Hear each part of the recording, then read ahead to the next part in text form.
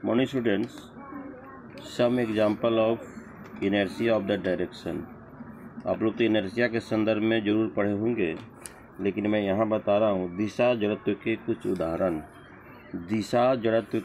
उदाहरण। Some example of the inertia of the direction. आप देखे होंगे जब साइकिल गतिशील होती है तो गतिशील साइकिल के साथ जो कादो कीचड़ होते हैं उस साइकिल के पहिए के गति के डायरेक्शन में वो भी ट्रेवल करते रहते हैं, जिसके कारण उड़कर किसी अन्य व्यक्ति पर या किसी अन्य जगह पर गिर जाता है।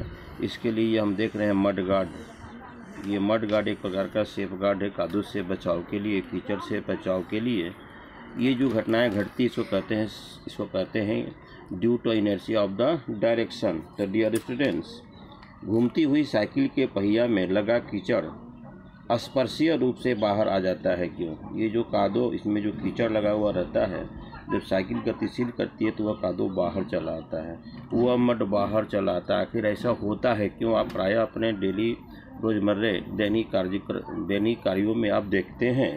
इसका कारण यह है कि दिशा के जड़त्व के कारण पहिया में लगा कीचड़ पहिया की गति की दिशा में उड़ता है, जिसके फलस्वरूप साइकिल के आगे या पीछे कीचड़ अन्य वाहनों पर या अन्य व्यक्ति पर उड़कर पड़ जाता है। अतः इससे बचने के लिए मड गार्ड, क्योंकि ये जो साइकिल का जो पहिया है ये गतिशील होता है। अगर बरसात का समय है, इसमें जो कादो कीचड़ जो लगता है तो साइकिल के पहिए की गति के डायरेक्शन में वो अभी घूमता है, जिसके कारण वो उड़कर किसी अन्य व्यक्ति पर, साइकिल के अन्य भाग पर वह पड़ जाता है। इसलिए देख रहे हैं ये मड गार्ड है। जैसे सेफ गार्ड होता है उसी प्रकार मड गार्ड है, यानी कादो से सुरक्षा के लिए, कीचड़ से सुरक्षा के लिए।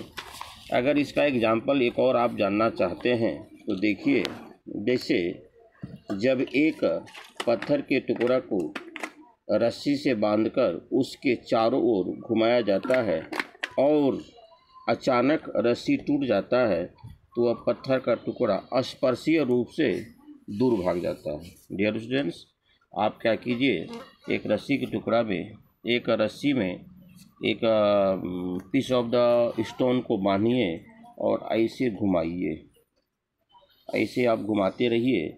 अचानक जब ये रस्सी टूट जाएगा तो ये पत्थर का टुकड़ा काफ़ी दूर फेंका जाता है। यह भी इसका एग्जाम्पल है, example of the inertia of the direction. वृत्तीय रूप में घूमती हुई पत्थर के टुकड़ा की दिशा उस पथ के किसी भी बिंदु पर स्पर्शीय होती है। जैसे ही अचानक रस्सी टूटती है तो उस पर लगने वाला बल की कार्य करना बंद कर देता है, लेकिन दिशा जड़त्व के कारण पत्थर का टुकड़ा उसी स्पर्शीय दिशा में बाहर फेंका जाता है।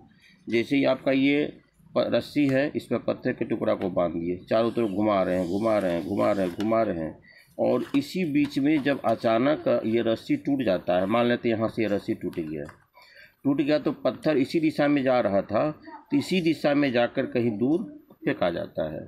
आप लोग पढ़े थे inertia, there are two type the inertia, motion and the rest. आज हम पढ़ाएं आप लोगों को some of the example of the inertia of direction is most important है। अगर ये आपसे प्रश्न पूछा जाए तो आप तो जरूर पढ़े होंगे कि गति के जड़त्व के दो भेद होते हैं, गति का जड़त्व और विराम का जड़त्व। लेकिन यह जो some of example of the inertia of the direction, जो दिशा का जड़त्व है, ये भरसक आप अभी तक, चूँकि आप 9th में 8 से 9 में गए होंगे, अभी तक इसको टच नहीं किए होंगे, लेकिन मैं इसको एडवांस में आपको बता दिया कि इसको कहते हैं, जो तीसरा इनर्शिया है उसको कहते हैं इनर्शिया ऑफ द डायरेक्शन। कोई ऑब्जेक्ट एक रस्सी में एक स्टोन के टुकड़ा को बांधकर घुमाते रहिए। अचानक अगर रस्सी टूट गया या पत्थर रस्सी से खुल गया तो चूँकि पत्थर ट्रेवलिंग जो कर रहा है उसमें यह टेंडेंसी बना हुआ है इनर्शिया ऑफ द डायरेक्शन, वह पत्थर कुछ हटकर उसी दिशा में गिरेगा। अगर किसी व्यक्ति के माथे वगैरह पड़ता है तो कुछ देर के लिए उसको चोटग्रस्त कर सकता है। साइकिल में देखिए, ये साइकिल का पहिया है, साइकिल घूम रहा है, इसके जो साथ साथ में कादो कीचड़ है वो भी ट्रेवलिंग कर रहे हैं। तो चूँकि direction of the inertia of the direction के चलते यह कादो उड़कर हमारे पर, किसी व्यक्ति पर, साइकिल के किसी अन्य भाग पर पड़ सकता है। तो डियर स्टूडेंट्स, हमारे चैनल को सब्सक्राइब अवश्य करेंगे, सब्सक्राइब और मस्ट ध्यान देंगे, अपने क्लासमेट को भी इसको शेयर करेंगे।